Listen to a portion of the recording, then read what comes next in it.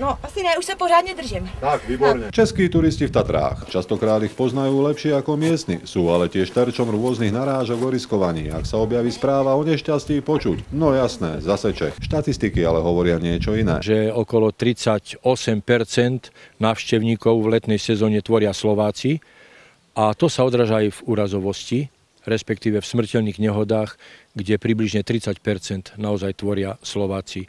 Druhú skupinu, takú silnú, tvoria českí návštevníci, ktorí, treba ale povedať, že si vyberajú pomerne náročné túry. My sme sa vybrali s Marií a Slávkem na východnú Vysokú. Já jenom za sebe, já mám respekt a prostě jdu tak, abych nespadla. Krásná práce, ježiš, tam nesmím koukat. A tak sme sa tu stretli. Česi, Slováci, Nemci v poľskom hrebení. Nenadávaš mamke, že to je otrava? Nie, iba niekedy, že ma bolia nohy. A to mal pred sebou ešte poriadny šlapák. Nás čakal už len vrchol. Naši partneri úprimne obdivovali pohľad z 2429 metrov. Vyjdu si z té země, to, co jsem sama nevěděla, že tam je. Dorazili Nemci a bolo to ako na Evereste. Kvôli hrozbe búrok sa na vrchole nezdržíme dlho. Takto to vyzerá, keď sa búrka blíži. Vzduch je doslova nabitý elektrinou, čo s vlasmi robí divy. Ale holčičky, ak má vlasy.